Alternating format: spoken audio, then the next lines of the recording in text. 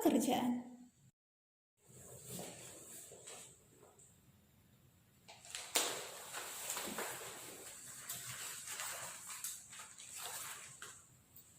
Assalamualaikum warahmatullahi wabarakatuh. Salam bahasa Indonesia, sehat semangat luar biasa.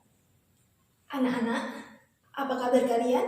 Semoga tetap dalam keadaan sehat ya. Baik, sebelum kita memulai pembelajaran hari ini, mari kita berdoa bersama. Terima kasih. Pernahkah kalian melihat iklan lowongan pekerjaan? Jika kita menemukan iklan lowongan pekerjaan yang cocok, tentu kita membutuhkan surat lamaran pekerjaan yang baik. Bagaimana cara membuatnya? Mari kita belajar bersama. Surat lamaran pekerjaan adalah surat yang dibuat oleh seorang pencari kerja dan ditujukan kepada instansi atau pemberi kerja. Nah, surat lamaran pekerjaan ini termasuk surat pribadi resmi sehingga bahasa yang digunakan harus formal. Dasar atau sumber penyusunan dari surat lamaran pekerjaan ini ada berbagai macam. Misalnya berdasarkan inisiatif pribadi. Perhatikan paragraf pembuka berikut.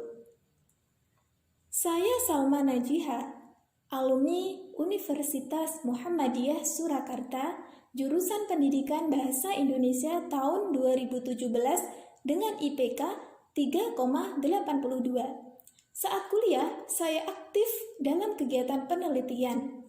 Selain itu, saya juga memiliki pengalaman kerja selama 4 tahun.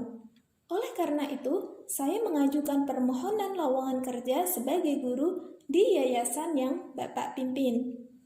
Nah, dasar penyusunan berdasarkan inisiatif sendiri ini berarti kita mengajukan diri sendiri tanpa informasi dari berbagai pihak. Sumber penyusunan yang kedua yaitu berdasarkan informasi dari orang lain. Perhatikan contoh ini. Berdasarkan informasi yang saya peroleh dari Ibu Yolanda, sekretaris di perusahaan Bapak, bahwa perusahaan yang Bapak pimpin sedang membutuhkan seorang teknisi komputer.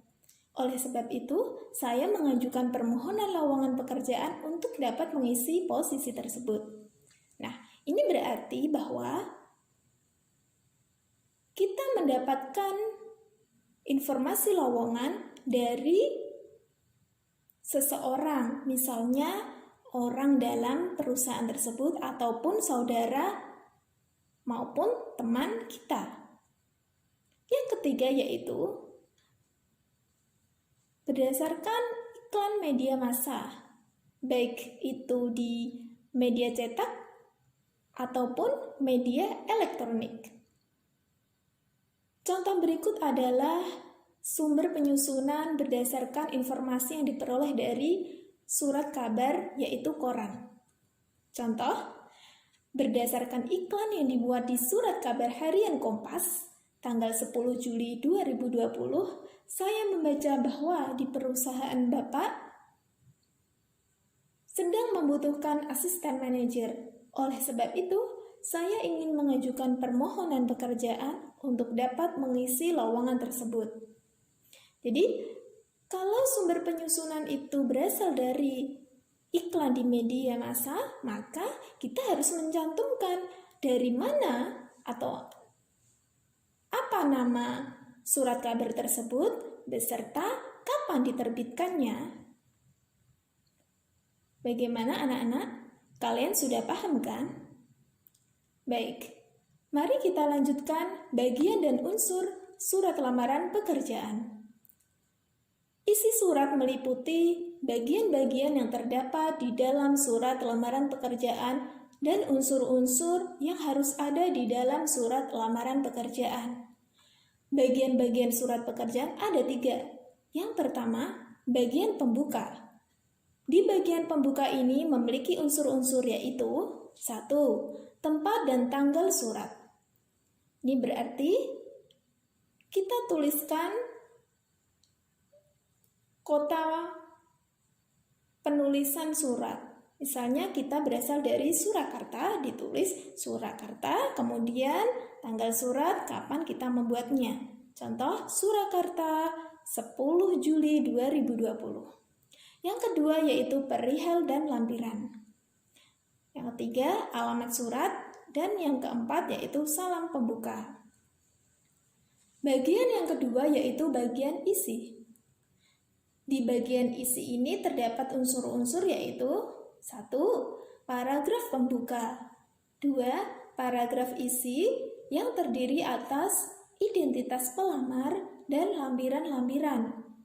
Ketiga, yaitu paragraf penutup. 3. Bagian penutup.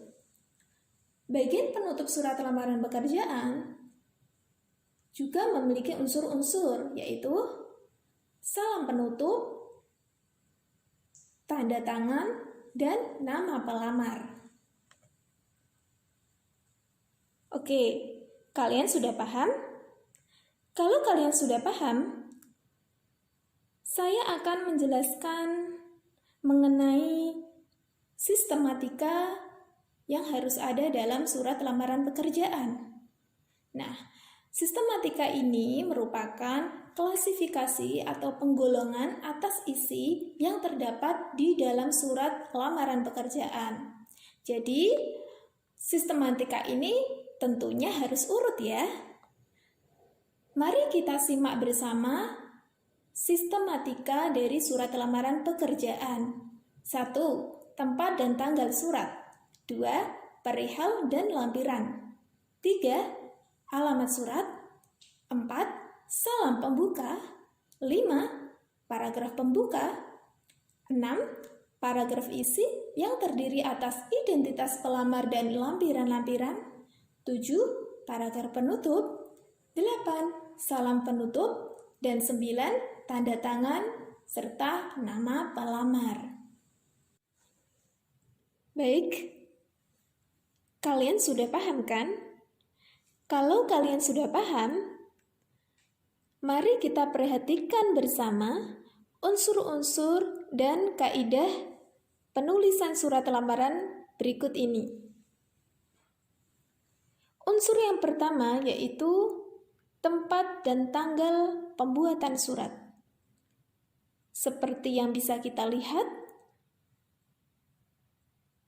tempat dan tanggal pembuatan surat ditulis di pojok kanan atas. Kaidah penulisannya yaitu penulisan kota, huruf pertamanya menggunakan huruf kapital. Surakarta, S-nya kita tulis dengan huruf kapital ya. Kemudian antara kota dan tanggal pembuatan surat kita pisahkan dengan tanda baca koma. Unsur yang kedua yaitu perihal dan lampiran. Ya, pada bagian perihal ini merupakan judul surat. Karena surat kita adalah surat lamaran pekerjaan, tentu yang perlu kita cantumkan adalah lamaran pekerjaan yang kita inginkan. Ingat, bagian perihal ini penulisannya sesuai dengan prinsip penulisan judul.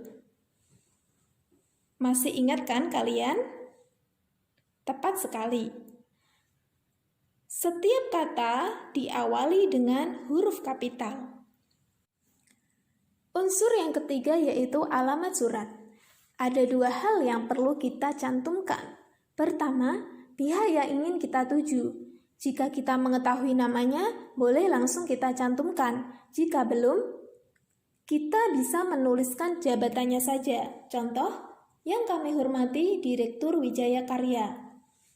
Kedua, kita mencantumkan alamat instansi yang kita lamar. Contoh, Jalan Cempaka 3, Jakarta Selatan. Alamat surat ditulis dengan ketentuan tidak menggunakan kata kepada, Penulisan jabatan tidak boleh disertai dengan kata bapak atau ibu. Penulisan jalan pada alamat tidak boleh disingkat dan tidak diakhiri dengan tanda titik. Unsur yang keempat yaitu salam pembuka. Salam pembuka ditulis dengan ketentuan setelah kata dengan hormat diberi tambahan koma. Kata dengan diawali huruf kapital, kata hormat menggunakan huruf kecil. Unsur yang kelima yaitu paragraf pembuka. Paragraf pembuka ini sebaiknya ditulis dengan menggunakan bahasa yang baik dan sopan. Dalam paragraf pembuka perlu mencantumkan sumber pemerolehan informasi. Misalnya, informasi tersebut berasal dari iklan atau dari informasi orang lain. Apabila informasi tersebut berasal dari iklan, kita perlu mencantumkan nama iklan dan tanggal iklan tersebut. Contoh, berdasarkan iklan yang dimuat di surat kabar harian Solo Post tanggal 10 Juli 2020, saya membaca bahwa di perusahaan yang Bapak pimpin sedang membutuhkan auditor. Oleh sebab itu, saya ingin mengajukan permohonan pekerjaan untuk dapat mengisi lowongan tersebut. Unsur yang keenam yaitu paragraf isi. Pada unsur ini terdiri atas dua paragraf, yaitu paragraf yang berisi identitas pelamar dan paragraf yang berisi hal-hal yang perlu dilampirkan. Identitas pelamar merupakan keterangan berupa nama, tempat tanggal lahir, pendidikan terakhir, alamat, email, maupun nomor yang bisa dihubungi. Selanjutnya, paragraf lampiran berisi hal-hal yang mendukung surat lamaran pekerjaan. Dalam hal ini, pelamar perlu melampirkan persyaratan yang dibutuhkan atau diminta oleh instansi yang bersangkutan. Unsur ketujuh dalam surat lamaran pekerjaan yaitu paragraf penutup. Paragraf penutup ini berisi ucapan terima kasih secara wajar dan tidak berlebihan. Perhatikan. Demikian surat lamaran ini saya buat. Saya berharap bisa menjadi bagian dari perusahaan yang Bapak pimpin. Terima kasih atas perhatian Bapak. Jadi, yang paling tepat kita gunakan sapaan Bapak ya, bukan terima kasih atas perhatiannya. Jika kita menggunakan pronomina persona ketiga tunggalnya, berarti nya ini merupakan kata ganti orang ketiga atau orang yang dibicarakan. Sedangkan jika ini berupa bahasa tulis, berarti kita sebagai penulis itu adalah orang pertama atau pembicara, dan orang yang membaca surat kita adalah orang yang kedua. Jadi jelas bahwa sapaan yang digunakan yaitu menggunakan sapaan Bapak karena dianggap lebih sopan daripada menggunakan pronomina kamu atau Anda. Selanjutnya, unsur yang ke-8 yaitu salam penutup. Pada umumnya menggunakan frasa hormat saya. Kaidah penulisannya, huruf pertama pada kata hormat menggunakan huruf kapital. Kemudian setelah itu kata saya ditulis dengan huruf kecil, kemudian diikuti dengan tanda baca koma. Unsur terakhir yaitu tanda tangan dan nama terang. Kaidah penulisannya diletakkan pada pojok kanan bawah surat, kemudian di bawahnya ditulis nama lengkap pelamar. Bagaimana anak-anak? Sudah paham kan? Baik, demikian video pembelajaran kali ini. Sampai jumpa pada video pembelajaran selanjutnya. Salam bahasa Indonesia, sehat semangat luar biasa.